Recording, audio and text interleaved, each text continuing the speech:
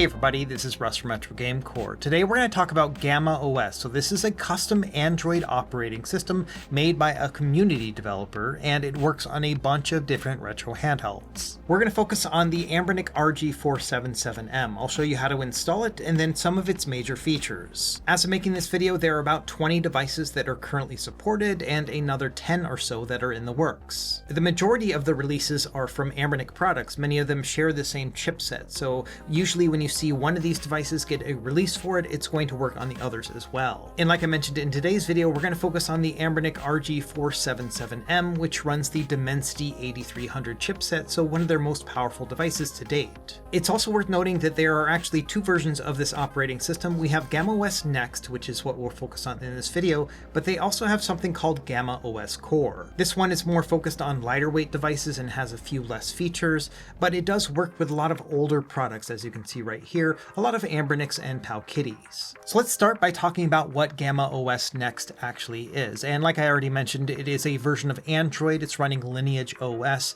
and you can find it either with Android 13 or Android 14, depending on the device and chipset that it has. Each of these releases have two different editions. There is a full and a light version. The full version just means that it comes with the Google Play Store. The light version does not, if you want something a bit more streamlined. Out of the box, it's going to come pre-installed with Daijisho, which is a front-end launcher, and so this will allow you to just get in and out of your games very quickly, but you can always just access your regular apps from here. You can delete all of this if you'd like and start over from scratch. You can even use other front-end launchers instead, like Emulation Station. So it basically just opens up the world of what you would want to do with this device, but they also have it all pre-configured if you just want to go that route too. One of the big draws of GammaOS is that it fixes some of the underlying issues that are found in some of these devices in their Android builds. For example, Anbernic devices always have problems when it comes to analog stick calibration or the way their triggers are registered, or even stuff like screen refresh rates or performance profiles. All those get tweaked to perfection within GammaOS. Now, the way that GammaOS works is that you can download any of these devices, but for the first 2 months of release, it is going to be an early access or preview build. That means that if you are an early access Patreon member, then you'll get access to these files, but for everybody else, if you want a free public release, you gotta wait a couple months for it to get all of its bugs worked out and everything else. It'll cost you $10 to become a GammaOS insider. That's going to give you access to all of their builds, but of course, like I mentioned, you can always just wait a couple months and then grab them there. The device we're working on today had a build that came out about 2 weeks ago, so it's still under early access, and I did pay for my Patreon subscription to have access to it myself. So I'm going to show you how to install GammaOS, and then we'll talk about all of its features and whatnot. Now, the installation process will take you about 20 minutes, but it does require a Windows computer as well as 7-zip installed on that computer, and you also need a USB cable to connect from your device to your computer. It's also worth noting that installing GammaOS is going to wipe your device clean, so if you have anything important on it, make sure you move it over to a microSD card or somewhere else for safekeeping. Okay, let's start by walking you through the installation process. It's worth noting that GammaOS has their own installation guide on their GitHub page. It's got a video guide and everything, and this will walk you through step by step everything I'm about to do. So first thing, we're going to go to the GammaOS Next GitHub page. This will be linked down below. Go into the releases section and then find the device that you're trying to update for. You'll have one release per device. I'm going to do this update on the Anbernic RG477M. So that's the device that I'm going to use. I'm going to find this release. And like I mentioned, these early releases are going to be available for Patreons in the first 60 days. So you can see that right here in the front where it says that it was released on 23rd December 2025, but the public release will not come out till 21 February 2026. If you are a patron, all you have to do is just go to the post that announces it, and then it'll show the password. So you'll want to copy that. We'll use that later. And so assuming that you've got a password or this is finally in a public release, you'll want to go down to the asset section of that release page, and there will be a bunch of different files. You want to download each and every one of them. This will include these 8 7-zip files right here, as well as the SP Flash tool, and then the Thermal Safety Protection bug fix. So here's what all the files are going to look like, and of note, you're going to need to have 7-zip installed on your Windows computer to go forward with this. So make sure that you have that installed. I'll also leave a link down below. Once we're ready, you can now go up to the 01 file right here, right click on it, and then go into Show More Options, 7-zip, and then Extract to, and the one that has the folder name right here. Just click on that. At this point, it'll ask you for that password, which I got from my Patreon link. And so I'm going to paste that in here and hit OK. From there, it's going to run through the process of extracting all 8 of these files, putting them into one single folder, and that's what we'll use to flash onto the actual device. Once that's done, we'll have a new folder right here. We can actually get rid of these 8 files, so I'm going to delete them. And then inside, you should see a light version and a full version of the GammaOS Next. Now this SP Flash tool is the same one we grabbed from GitHub, so you can use either one. Let's extract this one next. We're going to right click on it. Same thing here, Show More Options, 7-zip, and then extract to the folder name. Once that's done, we're going to have this folder here. We can delete the zip file and then we can go inside. Now, the next thing we want to do is go into the driver section. There's one called MediaTek Driver Setup. So we're going to open that one up. This will give you a prompt to allow permissions, and then you'll hit yes. And then you'll be greeted with this installation page, and just go through the prompts right here. All in all, this process will take about 2 minutes altogether. It's going to install all these new USB drivers that'll allow you to interface with your MediaTek device, which in this case is going to be the Anbernic RG477M. Once it's done, you can click Finish. That will close out of the app, and we're done with that one step. Now we're going to go back to the main SP Flash Tool folder, then find the app itself and open it up. When you first open it up, it's going to say it couldn't find an XML file, and that's fine. We're going to add that ourselves. So hit OK, and then you'll see the main interface. First thing you want to do is under Auto Reboot, go ahead and click on that. Next, we want to add the download XML file. So we're going to hit choose right up here and then navigate to the main folder where you have all of your GammaOS files. Now here we have to make a decision between the full version of GammaOS Next or the light version. The light version does not have the Google Play Store. So if you do not want Google Play services, then you would use this one. Now I do want to use those. I want to have the Google Play Store on my device. So I'm going to use the full version. Once you're in here, you want to go to the download agent section, and we've got 2 different files that we have to choose from. We've got a 128 gigabyte and a 256 gigabyte version. The RG477M has 2 different models, and it has 2 different storage sizes, and the one that I own is 128 gigabytes. Now, if you have the 256 gigabyte one, then pick that one. It's very important that you pick the correct one, so double check before you pick this. Once you're good to go, that you know you're going to use either the full or light version, and you've picked the correct version based on the amount of storage you have in your device, hit open. Now, once we're back on the main page, we want to go over to the Format tab, then select Manual Format Flash. I'm going to maximize the window to make it a little bit easier to see. First thing we want to do is change the region to UFS Lua 0. So click on that one, and then the begin address and the format length are going to be specific hexadecimal characters. The beginning address is going to be 0x0, and the format length is going to be 0x400,000. So that's going to be 5 zeros altogether. Once you have those numbers inputted, you're going to click on Start, and then at this point you need to plug in your device. You need to make sure that it is powered off and then plug it in via USB. If it works correctly, it should recognize your device after a moment and then give you this green check. It only takes a second to actually format. At this point, we can get rid of the green checkbox, and then we can move on to the second format. So at this point, we're going to go over to Lua 1, and then these values will be exactly the same. So just press the Start button again. Okay, and once you get that second green check mark, that means that we're done formatting. We're ready to download and install GammaOS onto our device. So we're going to close this out and now go into the Downloads tab.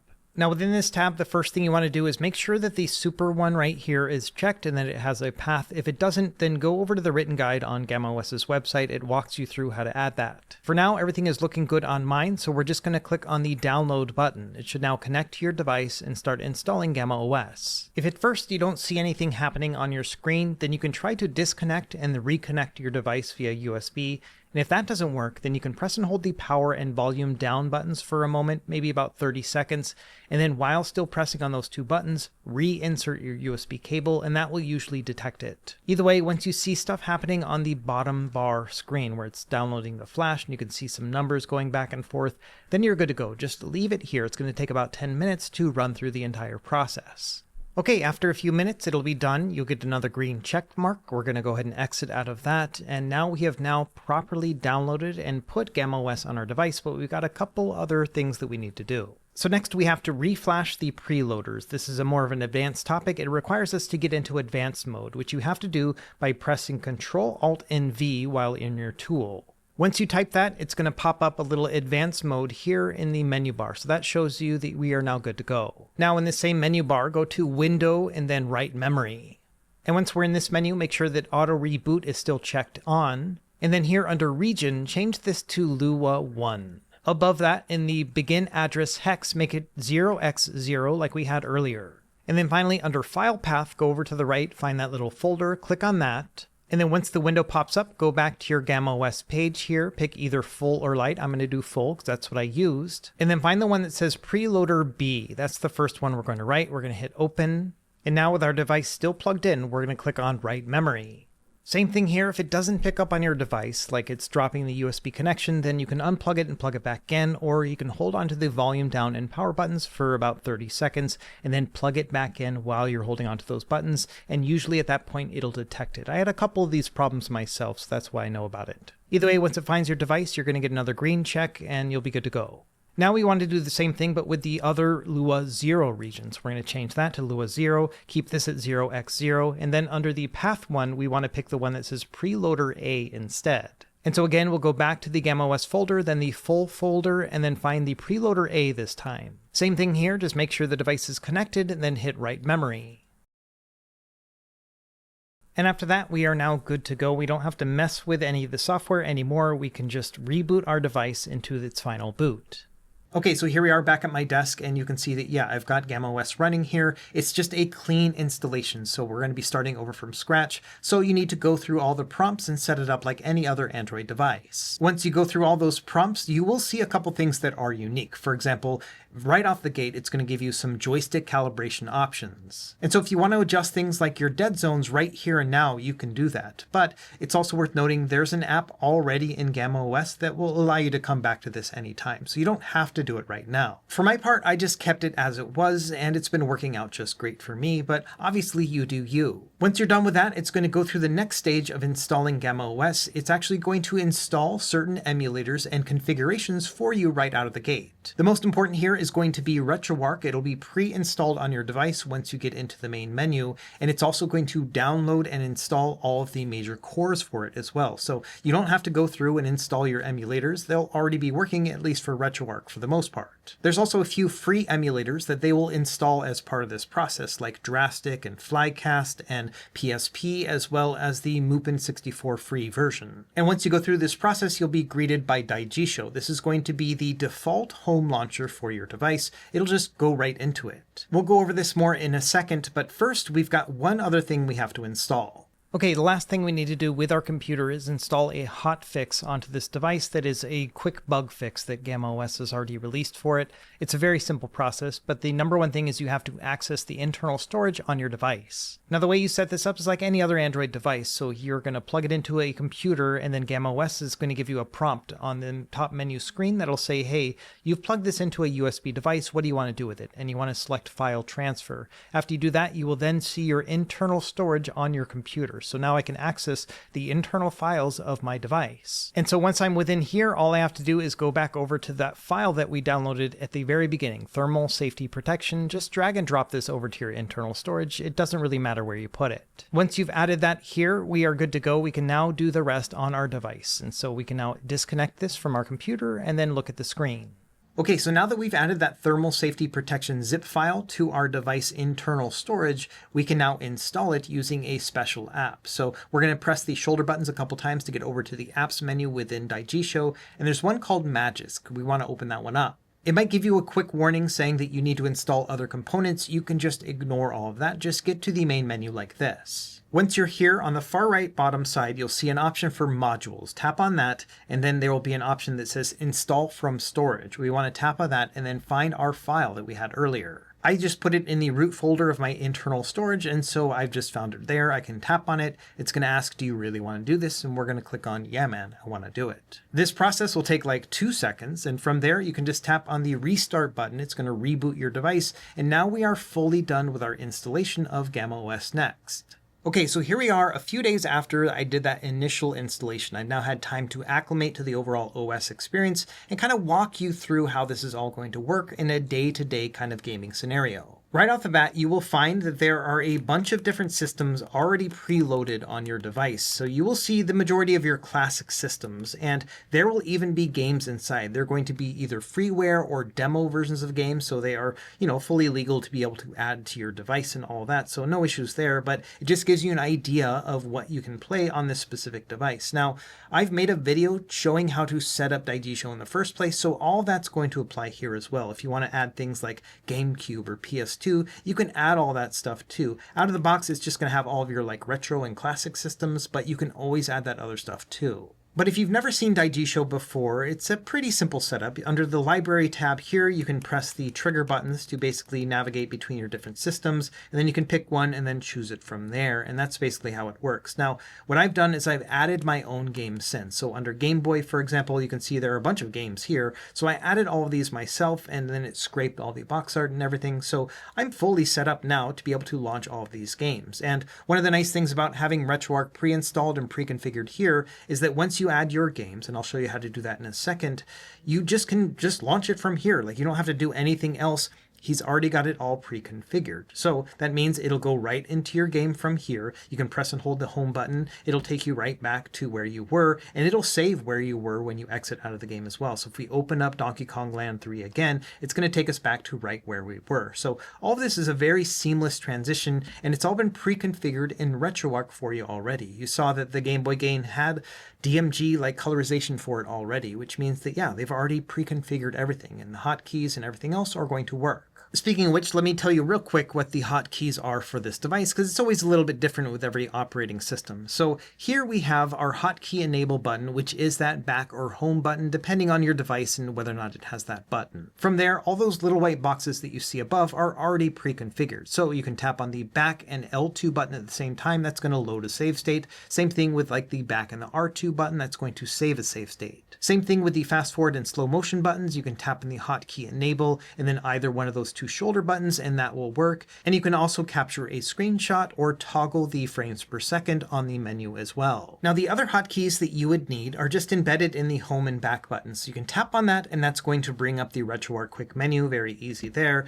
And then you can also press and hold like I showed already. That will quit out of the game and save it along the way. And so that's essentially all the hotkeys that are set up. Now, of course, you could always just go into RetroArch and change those out however you would like. It's just how they are pre-configured right now. If you do want to go into an app like RetroArch and so on, then you are going to tab over with these shoulder buttons into the app section. This is going to show you all the apps that you have installed on your device. So if I wanted to change out my hotkeys, I would just go into the RetroArch menu right here, change out my hotkeys globally, and then just exit out, and that's it. So a very easy setup, all things considered. And like I mentioned already, you don't have to use this setup if you don't want to. It's really just a blank version of Android. It's just slightly pre-configured for you with Daijisho as the front end. So for example, if we go into settings, we go into system settings here, it's going to bring up your regular Android menu settings. And then I can just go down to the app section here and then find default apps. And then under here, home app. You can see that right now it says Daijisho. But if I want to just have a regular Android system, I can change it to this one down here. So once I click on this, it's just going to be your typical Android menu interface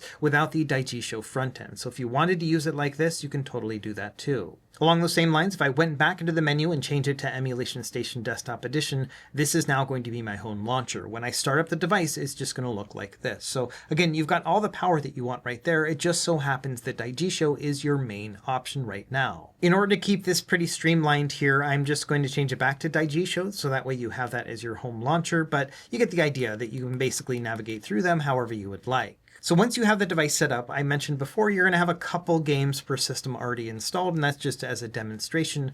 But if you want to add your own games, it's a very easy process as well. You've essentially got two options. You can either store them internally or you can use a micro SD card. And so let's talk about internal storage first. I'm going to go over to the apps tab here and then go into the files browser. And if we go into the main page, you will see that there's already a ROMs folder here just in your default storage. This ROMs folder also coincides with the emulation Emulation Station Desktop Edition ROM structure as well. So if you want to just add all of your games here directly and then later install Emulation Station Desktop Edition, it's going to be able to read all of these folders and put them in the correct place when you open up that front-end launcher as well. So that's nice, the fact that it actually marries up Daigisho and Emulation Station Desktop Edition. Along those same lines, you can do the exact same thing with an SD card. So if you were to put one in and then say you were installing Emulation Station Desktop Edition, which is also going to create all these ROM folders as part of that process, then that will also be read by Daigisho. To give you an idea, if we go back into Daigisho here and we tap on the paths button, you can see there are a bunch of paths that are already set up right here.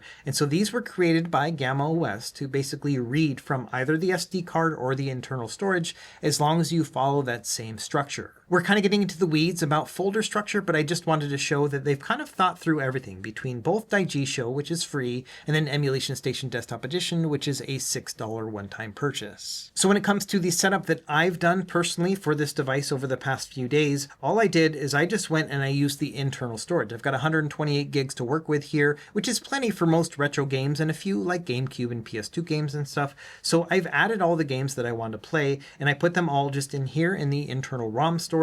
And then I just put them in their corresponding folder, and everything has been good since then. Once I added my games, I went over to the settings section, then library, and then there's an option here to sync entirely. So you can tap on that. Then Daigisho is going to basically read through all of your files and see whether or not you've added new games. And if you have, then it's going to sync all of them up and then also scrape all the box art for you. So I've already gone through and done that with all my games. So if I go over to a different system, like for example, Game Boy Advance, we haven't seen this one yet. So I can open this one up and you can see, yeah, I've got all my games here. I've got all the box art. And so all that is working just great. Along those same lines, because I put all of those games in that same folder structure as Emulation Station Desktop Edition, when I open up that front-end launcher, it's going to work just fine as well. So as you can see, it's already picking up all those systems too, and I also went through and scraped all the box art for this as well. And so I now have the option to basically use either front-end, and both will work fine. I think that after making this video, I'm probably just going to revert to Emulation Station as my main launcher, just because I like the console-like feel of this one altogether, but that's just basically going to be a personal preference. So when it comes to adding your games and setting up a front end, it's a pretty easy experience and not all that different from a stock operating system. It's really the features of GammaOS that set it apart. So let's go over these each one by one and kind of talk about what makes this one special and so curated. A lot of this stuff is going to be under the hood. For example, we've got a bunch of different performance profiles. We've got a balanced performance, power saving, and max performance. So as you can imagine, these are going to give, additional CPU power, but will also cost a little bit more in battery. So for the most part, I just play in balanced mode. Same thing with the fan options. We've got fan turned off, obviously, then auto, then cool, max, and that's it. And so you can change that as well if you would like. Personally, I keep it off unless I start to feel a little bit of warmth. If I'm playing something, a little bit more heavyweight than like PS1. So then I will turn it to either auto or cool. And very, very rarely would I ever need to use the max profile. So all that stuff is mostly under the hood. It's not going to affect your day-to-day performance other than the fact that it feels a bit more balanced and nuanced compared to like the stock Anbernic experience. So let's go through each of these different functions. I'm going to skip a couple of them until we have an actual game running. We'll start with Gamma RGB. So this is going to affect the RGB lights around your analog stick if your device has it. This device does have it, and so let's talk a bit about this. You can either just turn it off or on, or you can press and hold it. It'll give you a bunch of different options. Now, the one that I'm using right now is called Follow Screen RGB. We're going to stick with that one for now, but you can also set up like a solid effect and make specific colors as well. And you can also change things like brightness and saturation depending on the look that you're going for. Let's talk about the Follow Screen RGB. So this one's kind of neat. It'll basically look at your screen and see what the majority of the colors are, and it's going to change the color accordingly. So right now they're blue, and then if I swap over to a different system, this one has a lot of green and they're green. And so it's kind of neat that it'll change depending on what's happening on the screen, and it happens really quickly as well. It's pretty impressive. The cool thing about using this setup in particular is that the RGB lights will change depending on the brightness of your screen. So already it changed to a white color because we have more white color right now than anything else. But as you see, if I go down in brightness, it's going to increase and decrease the brightness of the RGB lights at the same time as the screen. So that's pretty cool. Like if you're going to be playing in the dark, you're going to turn down the brightness. This will also go down at the same time. And then of course, if you just want to turn off the lights, you can always just tap on the button. It's going to turn them off. So a very simple setup, but still kind of neat. Next, I want to talk about Gamma EQ. This is going to be an audio profile thing that you can adjust. And there's an app for it specifically within GammaOS. So let's go over to the app section first and kind of talk about how this all works. So I'm going to go into apps here, and then let's find Gamma EQ. So for anybody who's more interested in audio, they can go through and play around with these. They've got a preview sound that you can use and then adjust it as you would like. They already have a preset called Sparkle, so you can kind of mess around with that and see if it's going to work for you or not. So there's a lot that you can mess around with here. Personally, I have found that just the audio that comes out of the speakers is fine, but I love the fact that we have this option right here to adjust it for the different bands as well as the presence here. You can adjust the low bass as well, and then how wide the stereo is. So really cool that we have all these options here if you want to tweak it for your particular handheld. And so if you are into this stuff and you want to set up your profile, then you can just tap it on and off right here, depending on whether or not you want to hear that. On the next page, we've got a couple other options worth discussing. For example, the refresh rate we can adjust here. This screen goes up to 120 Hertz, so we can toggle between 60 and 120 right there. We've also got a few HDMI functions if you're going to consoleize your device, like plug it into an external monitor. The first one will turn off this display if you would like. So if you want it to just show on the other monitor, then you would turn this one off or on depending on what you prefer. The other one is a screen mirroring. So for example, you're going to keep it on and you want to have whatever's showing on this screen show on that monitor at the same time. You can do that, or you can have two different things running as well because Android does support a dual screen mode. And then finally, there's a resize option. So this will basically adjust the aspect ratio of what you're seeing on your external monitor. So for example, this is a 4:3 device. If I have this one off and I plug it into a monitor that's say 16:9, it's going to show 4:3 content on there, which is going to be great if you don't want to adjust your settings. You want to play everything in that kind of retro mode, you can do that. Or you can turn that one on and it'll resize everything to 16:9 on that 16:9 display. So this is kind of neat because it allows you to consoleize your device in a way that works the best for you. If you want to see the screen or you don't want to see the screen, if you want it to be mirrored, or if you want it to show 4:3 or 16:9, you have all these options in here. With Anbernic, you don't really have any of this stuff. They have a couple options on some of their devices, but not a lot. They've also got an immersive mode, so this essentially is going to hide your navigation buttons, but you can have that off as well if you'd like to see those. But I personally like the fact that it just shows all of the screen all the time. You also have an A/B/X/Y swap, so if you want it to be either Xbox style or in a Nintendo style with the A button on the right side, I like to keep this on. That means that the A button is going to be on the bottom. Even though it is going to give me a mismatch of the labels on this particular device, it just feels more natural for me. Now on the next page, we've got a bunch of controller related options. Now a lot of these are shown in the joystick calibration app, which we were using earlier when we first set up this device, but some of these are going to be really handy if you just want to quick toggle any of them. So for example, this first one will just swap the D-pad and analog stick inputs. And so if you want to have the analog stick input up top, but using the D-pad, you can just tap on this and that'll work. Same thing with, the joystick and the D-pad. If you want to use the joystick, but to give it a D-pad input, you can do that as well without having to, for example, go into your emulator settings and swap them out manually. We've also got quick options for like analog stick sensitivity. So we can add 10%, 25%, or 50%, or also negative 50%, 25 and 10, or just off. And so you can do that with both the analog dead zone and the sensitivity just right here. If you tap on the analog calibration button, that's going to bring up that joystick calibration app. So if you want to adjust anything right here, you can do that too. It's kind of crazy, but you can also adjust the left and right stick inversion. So for example, if you want to play something with inverted controls without having to go into the game or the emulator menu,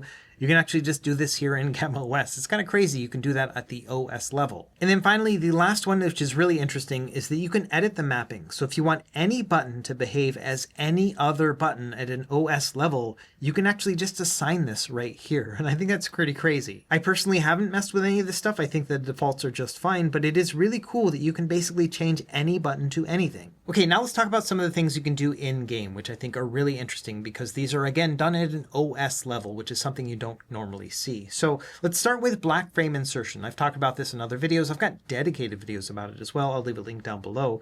But the idea is that black frame insertion with a 120 Hertz panel like this one will insert a black frame in between each frame, and that makes it feel more CRT-like because it causes that flickering that we are used to with those old school televisions. And the way you normally would have to set this up is you'd have to go into RetroArch, you'd have to go into the video settings and then turn that on, and then, make a bunch of configuration changes to tweak it the way that you want. You've got a couple different options between CRT beam simulator shaders as well as just black frame insertion. Now, the cool thing about GammaOS is that it's done at an OS level. So we can swipe down here from the top, and there's actually a global BFI option. I'm going to turn up the brightness a bit because adding BFI will make it a little bit darker. So I'm going to tap on that, and you can see now we have global BFI turned on. And so now the game is running with black frame insertion on. What this does is it improves the motion clarity of playing old school games. And so it feels a bit more like playing on a CRT because the character doesn't get quite as blurry. And so everything looks nice and sharp and crisp in motion. It's hard to see here on this camera in particular. It's one of those things you have to see with the human eye. But it's really neat that we can do that at a global level because we're not just going to be limited to playing this on RetroArch in particular, which is the system that allows us to use BFI within the emulator. But what about other things? Like say, for example, you wanted to play a PS2 game or a GameCube game with BFI. Because we have global BFI, you can now do that with GammaOS. Okay, so here we are with playing Virtua Fighter 4 on the PS2, and this is playing with BFI turned on. I've never been able to actually do this with an Android-based device like this, so this is super cool that we can do this with GammaOS. And the cool visual stuff does not end right there, so let's talk about some of the other options that we have here. So I can scroll down again from the top, and on the side, we have one that's called Gamma Shader. So I can press and hold on this, and it'll give me two different options. We've got none, and then we've got CRT, they call it CRT Simple, and then LCD3X. So what this will do is implement a global shader. So if I turn on the CRT shader right now, you can see I've got a bunch of parameters here. I can change the scan line height and the strength, as well as the curvature of the screen, and then the vignetting and the edge softening. So you can make a couple adjustments here on the fly, and it's really neat that you can actually just do this with a slider as well, so you can see it in real time. That's not really something you can do with RetroArch, and so that's really kind of neat. So I'm going to use this CRT Simple shader here right now, and I've just adjusted the curvature to not be quite as strong as it is by default, so 0.15 is what I'm going to do right here, and that's about it. And so now if I go back and play this game again, so not only am I playing with BFI turned on, but I've also got a CRT shader on a PS2 game. I think that's really awesome, and so this is not something that you would normally be able to do. So if you can imagine with a system like the Anbernic RG477M, in addition to being able to play, PS2 and GameCube because we have a nice processor on it, we can also play those with a shader and BFI, which is a very unique thing, especially with a 4x3 device. It really elevates the overall retro feel of playing these games. And the CRT effect and BFI are just going to carry over until I turn them off. I can turn them off at any time, turn off the shader at any time as well. It's really going to be up to what you want to actually see. So going back to Mario Brothers 2 here, I have BFI still turned on, but I've also turned on that CRT shader. So now I've got that CRT effect, and I've also got BFI turned on, again, without having to go into RetroArch at all. And so that is really handy if you don't want to go through the menus, but you still want to have like a really neat experience. You can see here, just without a shader or with, I can do either one. The LCD3X one is going to be better suited for LCD-based systems. Game Boy, Game Boy Advance, you can just turn that one on, again, without having to use RetroArch shaders. Now, personally, I just prefer to use the RetroArch shaders and then set them up as a per-system profile, but you obviously can do whatever you would like. I also talked to Gamma, the developer of this OS, earlier this week, and he had mentioned that this is just kind of a proof of concept right now. He wants to add a bunch of different shaders here to this in the future, and then also the ability to load your own. And I think that's a really neat concept as well. So really exciting that we even have this at a global implementation scale. It is worth noting that if you do use the global BFI, every 30 seconds or so, there's going to be just one slight flicker, and that's because it reverses polarity every 30 seconds to reduce screen burn-in. So this is a good thing, but if you do see flickering every once in a while, it's because of that. A couple other functions worth noting. We have deep sleep mode right here. So this will essentially turn off any services that are working on your device when you put it to sleep. That means that, for example, if an app is trying to connect to the internet, maybe refresh or do something like that, it won't do any of that stuff. It's going to conserve as much battery life as possible. But it is worth noting that they make a caution in the GammaOS notes that this may make it so that some apps won't resume correctly. So if you're in the middle of a game, you turn it in deep sleep mode, when you try to open up the sleep mode from there, maybe the app won't run correctly. So it's really going to be up to you. I personally think that sleep is just fine on this device without deep sleep mode, so I've been using it without. One other option that's not applicable to this particular device, but I think it's worth mentioning, is that if we go in here, there is an option down below that is called DC dimming. And so if you are using the Anbernic RG556 or the 557, those devices use PWM flickering for their OLED panels, and it's really apparent, and a lot of people get headaches from it. So this will actually allow you to adjust that here in the settings. So once you have it added to the menu, you can just tap on that. It's going to turn it on. That's going to reduce the PWM flickering. It doesn't really matter on this device. It doesn't use PWM flickering, but if you have the RG557 or the 556 and you get headaches, this might provide some relief. Okay, so that's about it for this video. I wanted to show off how to install GammaOS and some of my favorite features from it. Let me know what you think in the comments down below. I personally think that if you have an Anbernic-based device that is supported by GammaOS, it is totally worth doing it. It is going to erase all of your internal storage, so you'll have to reset up everything again, but I've got guides for all that stuff. I'll leave one link down below. Personally, I like the peace of mind that comes from using GammaOS because this developer is kind of obsessed with things like screen refresh rates and analog stick calibration, so you don't have to worry about that stuff, and Anbernic has been prone to messing up a lot of that with their own devices, and so the fact that we have somebody here on our team who's able to do that with just a quick installation of their software, I think it's totally worth it. I'll leave a link down below to the GammaOS GitHub page as well as their Patreon if you want to have early access to any of these builds, like for the RG477M. I think it was $10 well spent for me. As always, thank you for watching. Be sure to like and subscribe if you found this helpful, and we will see you next time. Happy gaming.